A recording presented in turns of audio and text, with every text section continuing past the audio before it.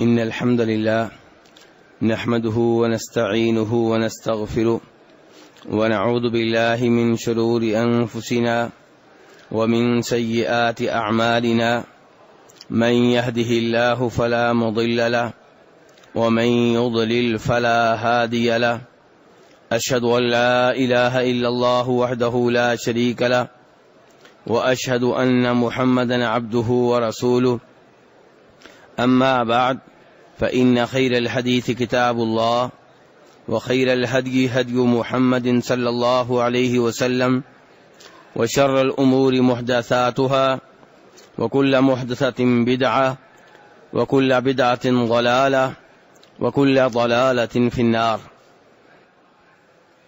رب العالمین نے قرآن پاک لوگوں کی ہدایت کے لیے، رہنمائی کے لیے نازل کیا ہے، اور اللہ نے حکم دیا ہے کہ کتاب انزلناہ الیک مبارک لیدبروا آیاتی ولیتذکر اولو الالباب۔ اللہ فرما رہے ہیں کہ ہم نے یہ کتاب اس لیے نازل کی ہے کہ لوگ اس میں غور و فکر کریں اور عقل مند اس سے نصیحت حاصل کریں۔ قرآن پاک پہ غور و فکر کیسے ہوگا، نصیحت کیسے حاصل کریں گے؟ جب آپ قرآن پاک کا معنی جانتے ہوں گے، قرآن پاک کی تفسیر جانتے ہوں گے۔ لیکن افسوس سے کہنا پڑتا ہے کہ عام طور پہ لوگ قرآن کریم کی تلاوت پہ اکتفا کرتے ہیں اور قرآن پاک کے معنی و مفہوم کو جاننے کی کوشش نہیں کرتے۔ قرآن پاک کی ساری صورتیں ہی عظیم ہیں، لیکن ان میں سے کئی صورتیں ایسی ہیں جن کا نبی علیہ الصلوۃ والسلام نے بہت زیادہ اہتمام کیا ہے۔ ان میں سے ایک صورت سورہ قاف ہے۔ نبی علیہ الصلوۃ والسلام جمعہ کی نماز میں، عید کی نماز میں اس کی تلاوت کا اہتمام کیا کرتے تھے۔ اسی سورت کی تفسیر کے اوپر بہت سے درس پہلے ہو چکے ہیں، اور آج کا درس بھی سورہ کاف کی آیات 12، 13 اور 14 کے اوپر ہے۔ ان 3 آیتوں کے اوپر تقریباً پہلے 8 درس ہو چکے ہیں، اور آج اس سلسلے کا 9واں درس ہے۔ ان 3 آیتوں میں رب العالمین نے یہ بیان کیا ہے کہ نبی علیہ الصلوۃ والسلام کی اگر آپ کی امت تکذیب کر رہی ہے، مکہ والے اگر آپ کو نبی ماننے سے انکار کر رہے ہیں، اگر آپ کے اوپر ایمان لانے سے انکار کر رہے ہیں، تو یہ کوئی بڑی بات نہیں ہے۔ جو اللہ کے نبی پہلے آئے ان کو بھی جھٹلایا گیا، ان کا بھی مذاق اڑایا گیا، ان کے ساتھ بھی برا سلوک کیا گیا۔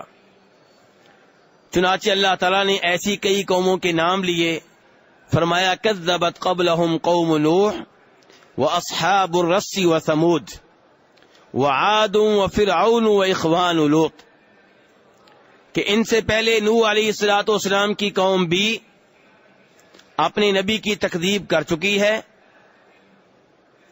اور کنویں والے بھی اپنے نبی کی تکذیب کر چکے ہیں۔ صالح علیہ الصلوۃ والسلام کی قوم سمود بھی اپنے نبی کی تکذیب کر چکی ہے۔ ہود علیہ الصلوۃ والسلام کی قوم عاد بھی اپنے نبی کی تکذیب کر چکی ہے۔ فرعون اور اس کے حواری بھی اپنے نبی موسیٰ علیہ الصلوۃ والسلام کی تکذیب کر چکے ہیں۔ واخوان لوط، اور لوط علیہ الصلوۃ والسلام کے بھائی یعنی کہ ان کی قوم بھی ان کی تکذیب کر چکی ہے۔ آج کے درس میں ہم نے دیکھنا یہ ہے کہ لوط علیہ الصلوۃ والسلام کی قوم نے جناب لوط علیہ الصلوۃ والسلام کی تکذیب کیسے کی۔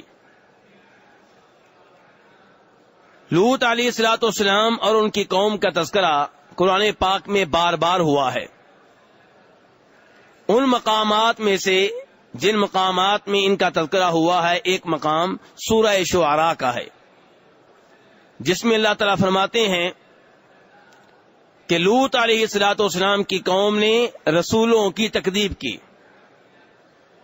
کذبت قوم لوط المرسلین، لوط علیہ الصلوۃ والسلام کی قوم نے رسولوں کی تکذیب کی۔ کیا لوط علیہ الصلوۃ والسلام کی قوم کی طرف ایک رسول آئے تھے یا کئی رسول آئے تھے؟ جی میرے بھائیوں ذرا ساتھ دیجیے گا.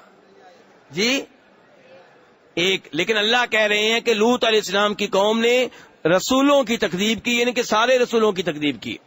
میرے بھائی ایک رسول کو غلط کہنے والا، ایک رسول کا انکار کرنے والا سارے رسولوں کا منکر ہے. وہ یہودی اور عیسائی جنہوں نے نبی علیہ الصلوۃ والسلام کو رسول ماننے سے انکار کیا، گویا کہ انہوں نے عیسیٰ علیہ الصلوۃ والسلام اور موسیٰ علیہ الصلوۃ والسلام کو بھی نبی ماننے سے انکار کر دیا ہے. کیونکہ جس اللہ نے عیسیٰ علیہ السلام کو بھیجا ہے، موسیٰ علیہ السلام کو بھیجا ہے، اسی اللہ نے لوط علیہ السلام کو بھیجا ہے. اور جو عقیدہ پہلے نبی لے کر آئے ہیں وہی عقیدہ ہمارے نبی لے کر آئے ہیں. تو جو ایک نبی کا انکار کرتا ہے، ایک نبی کی توہین کرتا ہے، ایک نبی کا مذاق اڑاتا ہے، گویا کہ اس نے سب نبیوں کا مذاق اڑایا ہے. تو اللہ تعالیٰ فرما رہے ہیں کذبت قوم لوط المرسلین. لوط علیہ الصلوۃ والسلام کی قوم نے اپنے نبی کی تکذیب کی. جس نبی کو لوط علیہ الصلوۃ والسلام کی قوم کی جانب بھیجا گیا اس نبی کا نام کیا ہے میرے بھائی؟ جلدی سے بتائیے گا ذرا.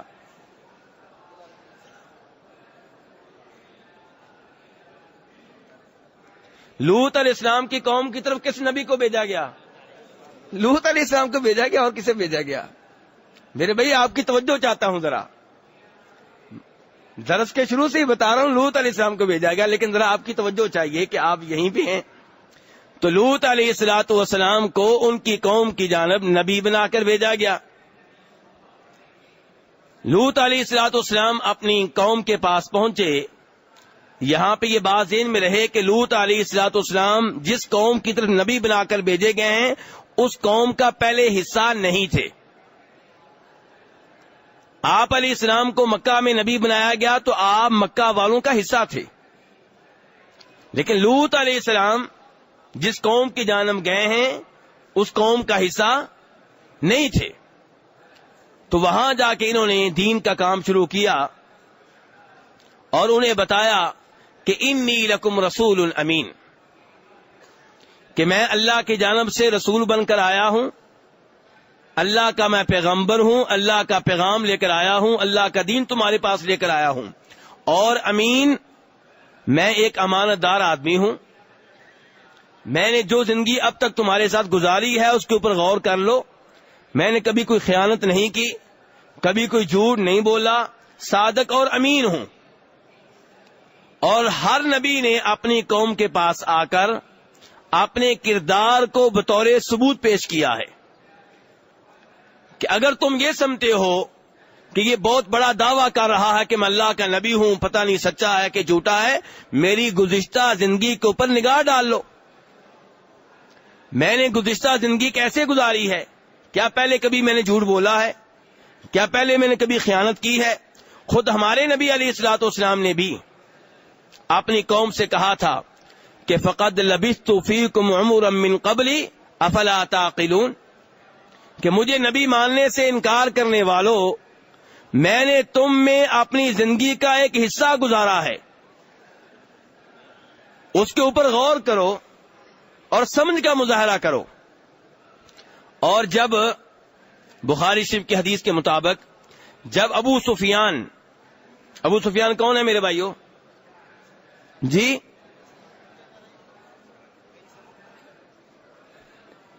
ابو سفیان جناب امیر معاویہ کے والد ہیں، اور یہ مکہ کے ان سرداروں میں سے ایک ہیں جو جنگوں میں مسلمانوں کے خلاف ہوتے تھے، بلکہ کافروں کی فوج کے قائد ہوا کرتے تھے. یہ ابو سفیان شام گئے تو شام اس زمانے میں رومیوں کے ماتحت تھا. کن کے ماتحت تھا؟ اور رومی اس زمانے کی سپر پاور ہیں، جیسے آج کے امریکہ روس وغیرہ ہیں، اس زمانے میں روم اور ایران ہوا کرتے تھے. تو شام بھی رومیوں کے ماتحت تھا، اس کے اوپر بھی انہی کا قبضہ تھا. نبی علیہ الصلوۃ والسلام نے سن 6 ہجری میں، کس سال کی بات کر رہا ہوں؟ سن 6 ہجری میں مختلف بادشاہوں کو لیٹر لکھے تھے کہ مسلمان ہو جاؤ، اسلام قبول کر لو، اسی میں تمہارے لیے خیر ہے. تو آپ کا لیٹر جب روم کے بادشاہ کے پاس پہنچا تو اس نے اپنے لوگوں سے کہا کہ جس آدمی نے مجھے لیٹر لکھا ہے یہ کہاں کا رہنے والا ہے؟ بتایا گیا مکہ کا. تو اس نے کہا مکہ کے لوگ اگر ملیں تو انہیں میرے دربار میں حاضر کیا جائے.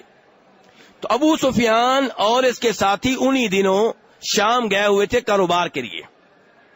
ان کو بادشاہ کے دربار میں حاضر کیا گیا اور بادشاہ نے ان کو بٹھا لیا اور کہا میں تم سے سوال کرنے لگا ہوں، جھوٹ نہیں بولنا. تو بادشاہ نے ایک سوال یہ کیا تھا کہ یہ آدمی جو نبی ہونے کا دعویٰ کر رہا ہے کیا اس نے کبھی جھوٹ بولا ہے؟ ابو سفیان کہنے لگا نہیں، اس نے کبھی جھوٹ نہیں بولا. ابو سفیان اس زمانے میں کافر ہے، مسلمانوں کا دشمن ہے. تو کیا کہہ رہا ہے کہ اس شخص نے کبھی جھوٹ نہیں بولا. اور ابو سفیان نے جب مسلمان ہوئے تو انہوں نے بتایا تھا کہ میں چاہتا تھا اس موقع پہ کئی جھوٹ بولوں، لیکن خطرہ یہ تھا کہ بادشاہ وہی معلومات میرے دیگر ساتھیوں سے لے گا اور پھر اس کو پتا چل جائے گا کہ یہ جھوٹ بول رہا ہے. اب نبی علیہ السلام کے بارے میں یہ کہنا کہ آپ نے کبھی جھوٹ نہیں بولا، ابو سفیان کو اچھا نہیں لگ رہا تھا، لیکن سچ بولنے پہ مجبور تھا. اسے یہ سچ کہنا پڑا کہ نبی علیہ الصلوۃ والسلام صادق ہیں، جھوٹ نہیں بولتے. تو اس کے اوپر تبصرہ کرتے ہوئے روم کے بادشاہ نے کہا تھا کہ جو آدمی لوگوں سے جھوٹ نہیں بولتا وہ اللہ کے اوپر کیسے جھوٹ بولے گا؟ یہ کردار ہے میرے بھائیوں. تو نبیوں کا کردار ہمیشہ سے عظیم ہوا کرتا ہے. اور یہاں سے پتا چلا کہ آج جو لوگ دین کا کام کر رہے ہیں میرے سمیت، انہیں چاہیے کہ اپنے کردار کو صاف رکھیں تاکہ لوگوں پہ ان کی دعوت کا اثر ہو. اور یہاں سے یہ بھی پتا چلا کہ ہر مسلمان کو چاہیے، اب میں نے لفظ کیا بولا ہے، ہر مسلمان کو چاہیے کہ اس کا کردار صاف ہو تاکہ کافر اس کو دیکھ کے مسلمان ہو جائے. بہت سے بھائی کہتے ہیں جی ہم داڑھی رکھ لیں تو پھر داڑھی کی توہین ہوتی ہے. کیسے؟ ہم سے گناہ ہوتے ہیں، غلطیاں ہوتی ہیں، پھر داڑھی کی بے عزتی ہوتی ہے. تو اس لیے ہم چاہتے ہیں کہ داڑھی کی توہین نہ ہو، داڑھی کو منڈوا دو. میرے بھائی اگر اسی سوچ پہ کام کیا جائے تو پھر اسلام بھی چھوڑ دیں، کیونکہ آپ کے مسلمان ہونے سے اسلام کی بے عزتی ہو رہی ہے. آپ کا کردار، میرا کردار اچھا نہیں ہے. تو اگر اسی سوچ پہ ہم چلتے رہے تو پھر تو ہم اس نتیجے تک کل کو پہنچ جائیں گے کہ چونکہ میری وجہ سے اسلام کی توہین ہو رہی ہے تو مجھے اسلام بھی چھوڑ دینا چاہیے. تو یہ سوچ شیطانی سوچ ہے، یہ رحمانی سوچ نہیں ہے. اگر آپ سمجھتے ہیں کہ آپ کی وجہ سے اسلام کی توہین ہو رہی ہے تو نہ ہونے دیں، اچھے اخلاق سے پیش آئیں، اسلامی تعلیمات پہ عمل کرنا شروع کر دیں.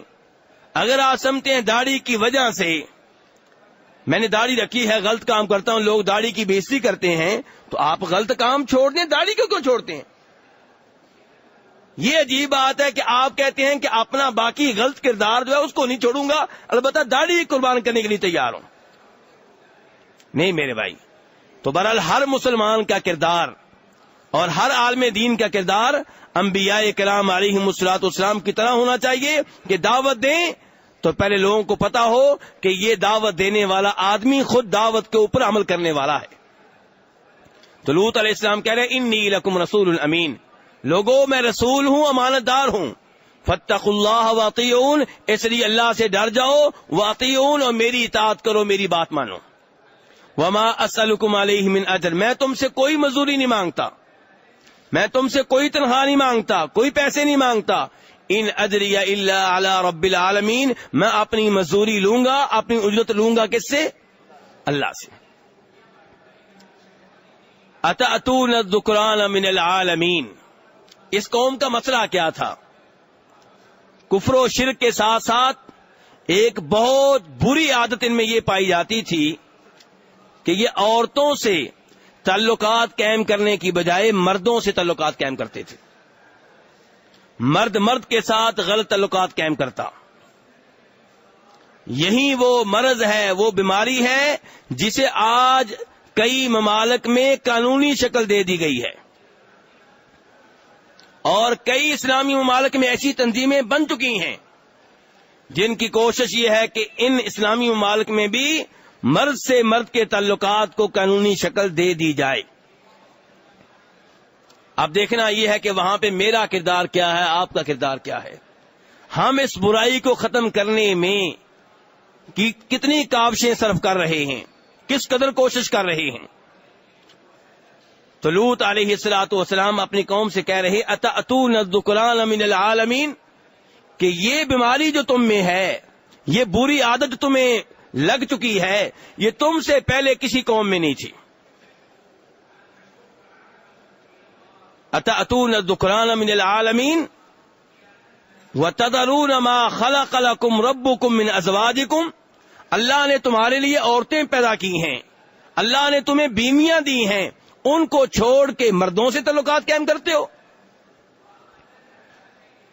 بے الفاظ دیگر تمہاری یہ حرکت خود تمہارے اپنے اوپر بھی ظلم ہے, جس کے ساتھ تعلقات قائم کرتے ہو اس کے اوپر بھی ظلم ہے, اور اپنی بیویوں کو نظر انداز کر رہے ہو, ان کے حقوق ادا نہیں کرتے, ان کے اوپر بھی ظلم ہے. بل انتم قوم عادون, تم لوگ حد سے بہت آگے نکل چکے ہو. لوط علیہ الصلوۃ والسلام اپنی قوم کو سمجھا رہے ہیں, اور قوم آگے سے کیا کہتی ہے؟ قالوا لئن لم تنتهي یا لوط لتکونن من المخرجین, کہ لوط اگر تو نے اپنی یہ تبلیغ نہ چھوڑی, اگر تو نے اپنی یہ نصیحتیں ترک نہ کی, تو ہم تمہیں یہاں سے نکال دیں گے جیسے ہم پہلے بہت سے ایسے لوگوں کو نکال چکے ہیں.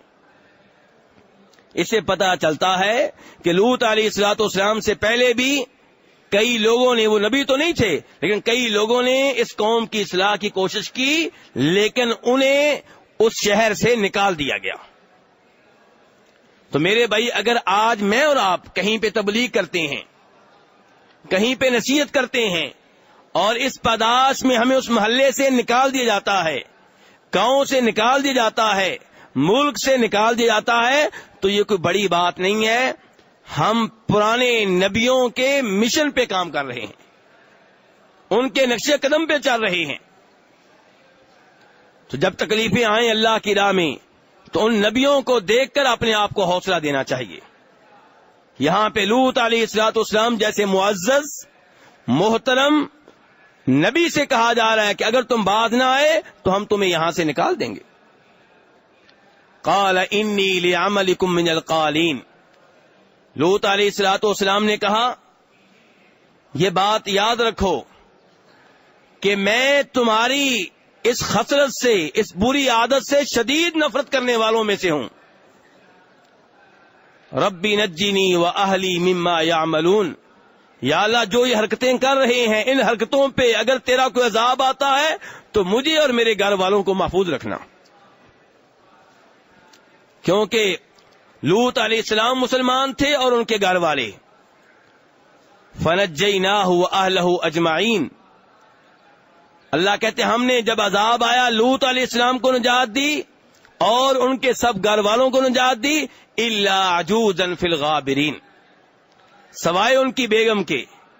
بیگم کے اوپر بھی عذاب آیا, لوط علیہ السلام نبی کی بیگم کے اوپر بھی عذاب آیا.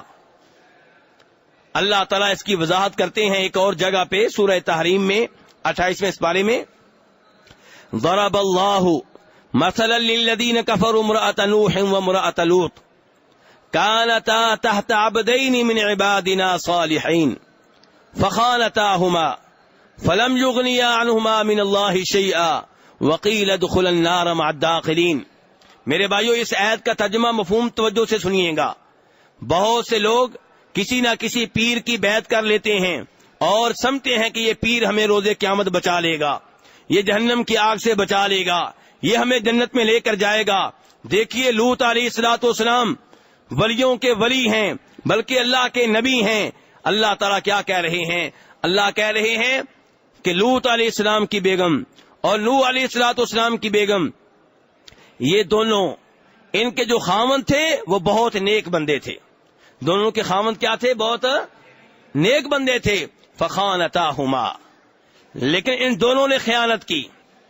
اپنے اپنے خامدوں کی، ہمارے نبیوں کی بات نہیں مانی، کفر کے اوپر رہیں، دین کو قبول نہیں کیا، شریعت کو نہیں مانا، توحید کو قبول نہیں کیا، فلم یغنیا عنہما من اللہ شیئا، تو یہ دونوں نبی اپنی بیگمات کو اللہ کے عذاب سے بچا نہیں سکے۔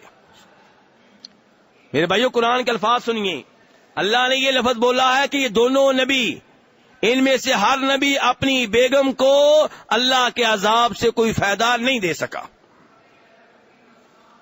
اور میرے بھائیو، یہیں پہ مجھے الفاظ یاد آ رہے ہیں اپنے نبی کے صلی اللہ علیہ وسلم۔ آپ نے بھی مکہ میں اپنے خاندان کو جمع کیا تھا اور کہا تھا، بیٹی فاطمہ، پھوپھی صفیہ، اور اپنے قبیلے کو مخاطب کر کے کہا تھا کہ شریعت کو قبول کر لو، توحید کو قبول کر لو، عمل کر لو، میں روز قیامت تمہیں کوئی فائدہ نہیں دے سکوں گا۔ اور یہاں پہ اللہ تعالیٰ کہہ رہے ہیں فلم یغنیا عنہما من اللہ شیئا، کہ یہ دونوں نبی اپنی بیگمات کو کوئی فائدہ نہیں دے سکے، شیئا، ذرا بھی فائدہ نہیں دے سکے۔ وقیل ادخل النار مع الداخلین، اللہ کی طرف سے آرڈر آیا ان دونوں کو کہ جیسے باقی لوگ جہنم میں جا چکے ہیں تم دونوں بھی اس میں داخل ہو جاؤ۔ یہ دونوں نبی اپنی بیگمات کو جہنم کی آگ سے بچا نہیں سکے۔ اگر کوئی آدمی کلمہ پڑھنے کے باوجود شرک کے اوپر قائم ہے، قبر والوں کو مشکل کشا سمتا ہے، حاجت روا سمتا ہے، غوث اعظم سمتا ہے، داتا سمتا ہے، بیٹا دینے والا سمتا ہے، رزق دینے والا سمتا ہے، قبروں کو سجدے کرتا ہے، قبروں کے لیے طواف کرتا ہے، قبر والوں کے نام پہ بکرے ذبح کرتا ہے، وہ ان کی عبادت کر رہا ہے، اللہ کے ساتھ شرک کر رہا ہے، اور جو اللہ کے ساتھ شرک کرے اسی حق میں فوت ہو جائے، اسے اللہ کے عذاب سے دنیا کی کوئی طاقت نہیں بچا سکتی۔ ابو طالب نبی علیہ الصلوۃ والسلام کے چچا ہیں، ساری زندگی آپ کا ساتھ دیا ہے، ساری زندگی آپ کا دفاع کیا ہے، آپ کو ہمیشہ کافروں کے حملوں سے بچاتے رہے ہیں، لیکن فوت ہوتے ہوئے توحید کا کلمہ نہیں پڑھا، لا الہ الا اللہ نہیں کہا۔ نبی علیہ الصلوۃ والسلام نے اس چچا کے لیے دعائیں شروع کر دیں، آسمان والے نے دعا کرنے سے روک دیا کہ چچا اسلام کے اوپر فوت نہیں ہوا، اب اس کے لیے دعا کرنے کی اجازت نہیں ہے۔ میرے بھائیو، توحید کا مسئلہ اور شرک کی جو خطرناکی ہے اس کو سمجھ لینا چاہیے۔ اللہ تعالیٰ کہتے ہیں ان اللہ لا یغفر ان یشرک بہ ویغفر ما دون ذلک لمن یشاء، کہ اللہ شرک کو کبھی معاف نہیں کریں گے، اور شرک کے علاوہ جو گناہ ہیں وہ چاہیں گے تو معاف کر دیں گے اور چاہیں گے تو معاف نہیں کریں گے۔ تو میرے بھائیو، جب عذاب آیا تو لوط علیہ الصلوۃ والسلام کی بیگم بھی اس عذاب کی لپیٹ میں آئی۔ اور میرے بھائیو، لوط علیہ الصلوۃ والسلام کی قوم نے آخری دنوں میں کیا کیا اور آخری دنوں میں ان کے ساتھ کیا ہوا، اس کا بیان اللہ نے کیا ہے 12ویں سپارے میں، سورہ ہود میں۔ اللہ تعالیٰ فرماتے ہیں وَلَمَّا جَاءَتْ رُسُلُنَا لُوطًا سِیءَ بِهِمْ وَضَاقَ بِهِمْ ذَرْعًا، کہ جب ہمارے رسول لوط علیہ الصلوۃ والسلام کے پاس آئے، یہاں رسول سے کیا مراد ہے؟ فرشتے۔ میرے بھائیو، آپ میرے ساتھ ہی ہیں نا؟ اللہ تعالیٰ کہہ رہے ہیں جب ہمارے رسول لوط علیہ الصلوۃ والسلام کے پاس آئے، یہاں رسول سے مراد کون سے رسول ہیں؟ انسانی رسول یا فرشتوں میں سے؟ فرشتوں میں سے۔ سِیءَ بِهِمْ، لوط علیہ الصلوۃ والسلام فرشتے دیکھ کے غمگین ہو گئے۔ وَضَاقَ بِهِمْ ذَرْعًا، دل تنگ ہونے لگا۔ وَقَالَ هَذَا يَوْمٌ عَصِيبٌ، کہنے لگے آج کا دن بڑا سخت دن ہے۔ کیوں بھئی، کیا وجہ ہے؟ فرشتے تو اللہ کی طرف سے آئے ہیں، انہیں دیکھ کے نبی کو خوش ہونا چاہیے، نبی پریشان کیوں ہو گئے ہیں؟ میرے بھائیو، اس لیے کہ فرشتے آئے تھے انسانی شکل میں۔ کس شکل میں آئے تھے؟ اور فرشتے پھر آپ جانتے ہیں کتنے خوبصورت ہوتے ہیں۔ لوط علیہ الصلوۃ والسلام کی قوم نے جب دیکھا کہ حسین و جمیل لوگ لوط علیہ السلام کے پاس آئے ہیں تو انہوں نے کہا لو جی ہمارا کام بن گیا۔ لوط علیہ الصلوۃ والسلام پریشان ہو رہے ہیں، آج اپنے مہمانوں کو ان ظالم لوگوں سے کیسے بچاؤں گا؟ کہنے لگے آج کا دن بڑا سخت دن ہے۔ یہ ایک نبی کی بے بسی کا اعلان ہے. اگر نبی مشکل کشا ہوتے، حاجت روا ہوتے، غوث اعظم ہوتے، داتا ہوتے، نفع و نقصان کے مالک ہوتے، لوط علیہ السلام کبھی بھی پریشان نہ ہوتے. وَجَاءَهُ قَوْمُهُ يُهْرَعُونَ إِلَيْهِ، قوم دوڑتی ہوئی چلی آ رہی ہے کہ لوط کے گھر میں بڑے خوبصورت مرد آ چکے ہیں. وَمِن قَبْلُ كَانُوا يَعْمَلُونَ السَّيِّئَاتِ، یہ لوگ عادی مجرم تھے، پہلے بھی برائیاں کرتے رہتے تھے. قَالَ يَا قَوْمِ هَؤُلَاءِ بَنَاتِي هُنَّ أَطْهَرُ لَكُمْ فَاتَّقُوا اللَّهَ وَلَا تُخْزُونِ فِي ضَيْفِي. لوط علیہ السلام کہہ رہے ہیں میری قوم، یہ عورتیں موجود ہیں، میرے مہمانوں کے سلسلے میں مجھے رسوا نہ کرو، مجھے ذلیل نہ کرو. الیس منکم رجل رشید، تم میں کوئی بھی سمجھدار آدمی نہیں ہے، کوئی سوچنے والا نہیں ہے، یہ مہمان ہے میرے. اللہ اکبر. دیکھیے اللہ کے نبی کتنے پریشان ہیں. اس سے پتا چلتا ہے کہ نبی اگرچہ شان کے لحاظ سے سب سے بلند ہوتے ہیں، سب سے اعلیٰ ہوتے ہیں، سب سے مقدس ہوتے ہیں، سب سے محترم ہوتے ہیں، لیکن بشر ہوتے ہیں. اور یہاں سے یہ بھی پتا چلا کہ اگرچہ اللہ تعالیٰ اپنے نبیوں کو علیہم الصلوۃ والسلام غیب کی کئی باتیں بتا دیتے ہیں، لیکن غیب کا کل علم اللہ کے پاس ہے، نبیوں کے پاس نہیں ہے. اگر لوط علیہ السلام کو معلوم ہوتا کہ یہ انسان فرشتے ہیں کبھی بھی پریشان نہ ہوتے. لیکن پریشان کیوں ہیں، بے بس کیوں ہو چکے ہیں؟ اس لیے کہ وہ سمجھتے ہیں کہ یہ انسان ہیں. ان کو نہیں معلوم کہ یہ اللہ کے فرشتے آ چکے ہیں. وہ تو قوم کی منت کر رہے ہیں. اگر ان کو پتا ہوتا ہے فرشتے ہیں، وہ کہتے تم جانو اور یہ جانے. قال لو ان لی بکم قوۃ او آوی الی رکن شدید. میں پہلے آپ کو بتا چکا ہوں کہ لوط علیہ الصلوۃ والسلام بنیادی طور پہ اس قوم کا حصہ نہیں تھے. آج کہتے ہیں کاش میرے پاس اتنی قوت ہوتی کہ میں تمہارا مقابلہ کر پاتا، کاش میرے پیچھے کوئی مضبوط سہارا ہوتا، یعنی کہ میرے پیچھے میرا قبیلہ ہوتا، میرا خاندان ہوتا، پھر میں دیکھتا کہ تم مجھے کیسے ذلیل کرتے میرے مہمانوں کے سامنے. جب لوط علیہ الصلوۃ والسلام اتنے پریشان ہوئے، اتنے غمگین ہوئے، اتنا دل تنگ ہوا، تب فرشتے بول اٹھے، کہنے لگے یا لوط انا رسل ربک لن یصلوا الیک. لوط ہم تیرے رب کی طرف سے رسول بن کر آئے ہیں، پیغمبر بن کر آئے ہیں، تیرے رب نے ہمیں بھیجا ہے، سن لو لن یصلوا الیک، یہ تمہارے تک کبھی نہیں پہنچ سکیں گے. فاسری باہلک بقطع من اللیل، آپ کے لیے آرڈر یہ ہے کہ رات کو آپ یہاں سے نکل جائیں، اپنے گھر والوں کو لے جائیں، اللہ کا عذاب آنے والا ہے.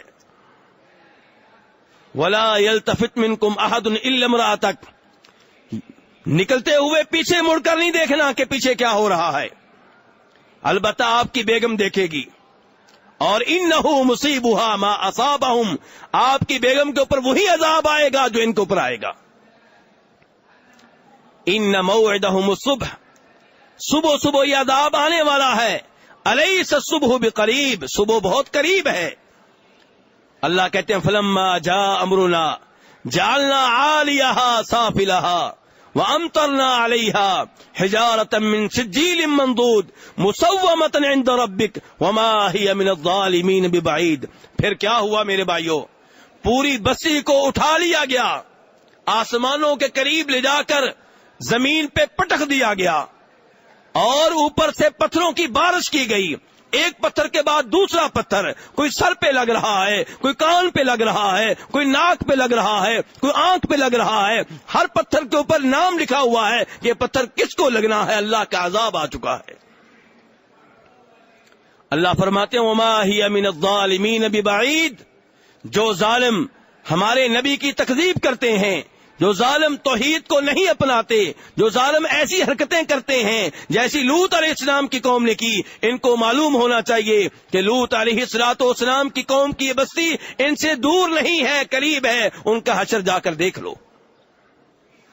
یہ بستی اردن کے ملک میں ہے آج کل، اور اس کے قریب وہ سمندر بھی ہے جس کو مردار کہتے ہیں، جس کا پانی ناقابل استعمال ہے، آج بھی ناقابل استعمال ہے۔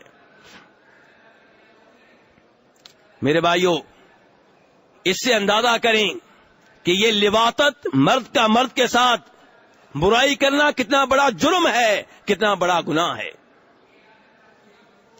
آپ کے محلے میں، آپ کے رشتہ داروں میں اگر یہ حرکت ہو رہی ہے تو میرا اور آپ کا فرض ہے کہ ہم ایسے لوگوں کو روکیں، ان کو سمجھائیں، ان کو نصیحت کریں، ورنہ جو عذاب ان کے اوپر آیا وہ آج بھی آ سکتا ہے۔ رب العالمین نے فرمایا ہے کہ وما اصابکم من مصیبت فبما کسبت ایدیکم ویعفو عن کثیر، کہ تمہارے اوپر جو بھی مصیبت آتی ہے تمہارے گناہوں کی وجہ سے آتی ہے، اور تمہارے بیشتر گناہ ایسے ہیں جن کو میں نظر انداز کر دیتا ہوں، جن کے اوپر میں مواخذہ نہیں کرتا۔ لیکن اگر اللہ کرنے پہ آئے، پکڑنے پہ آئے تو ان بطش ربک لشدید، تیرے رب کی پکڑ بڑی سخت ہے، ان اخذہ علیم شدید، اللہ بار بار بتا رہے ہیں کہ میری پکڑ بڑی سخت ہے۔ عام طور پہ لوگ یہی ذکر کرتے رہتے ہیں کہ اللہ رحمان و رحیم ہے، اس میں کوئی شک و شبہ نہیں ہے، لیکن اسی اللہ نے یہ بھی بتایا ہے کہ میں جبار بھی ہوں، میں منتقم بھی ہوں، وہ اللہ انتقام لینے والا بھی ہے۔ اسی اللہ نے اسی رحمان و رحیم نے پہلی قوموں پہ عذاب بھی بھیجا ہے۔ اس لیے میرے بھائیو، اپنے اپنے معاشرے میں برائی کو ختم کرنے کے سلسلے میں اپنا کردار ادا کرنا چاہیے، چاہے وہ شرک کی بیماری ہو، چاہے وہ لواطت کی بیماری ہو، چاہے وہ سود کی بیماری ہو، چاہے وہ شراب کی بیماری ہو، چاہے بدکاری کی بیماری ہو، ان تمام برائیوں کو ختم کرنے کے سلسلے میں اپنا کردار ادا کرتے رہنا چاہیے، تاکہ ہم سب اللہ کے عذاب سے محفوظ رہ سکیں، دنیا میں بھی اور آخرت میں بھی۔ آپ کو معلوم ہوگا کہ شریعت کا آرڈر ہے اس کے بارے میں، اس مرد کے بارے میں جو کسی مرد سے تعلقات قائم کرے کہ ان دونوں کو قتل کر دو، تعلقات قائم کرنے والے کو بھی اور جو اس بری حرکت کے لیے راضی ہوا ہے، جس کے ساتھ یہ حرکت ہو رہی ہے، اسے بھی قتل کر دو۔ اس سے آپ اندازہ کریں کہ کتنا بڑا جرم ہے۔ اللہ تبارک تعالیٰ سے دعا ہے کہ ہمیں شریعت کے مطابق زندگی گزارنے کی توفیق عنایت فرمائے، اور اللہ تعالیٰ ہمیں صحیح معنوں میں نبی علیہ الصلوۃ والسلام کی اطاعت کرنے کی توفیق عنایت فرمائے، اور صحیح معنوں میں ہمیں آپ سے محبت کرنے کی توفیق عنایت فرمائے۔ وآخر دعوانا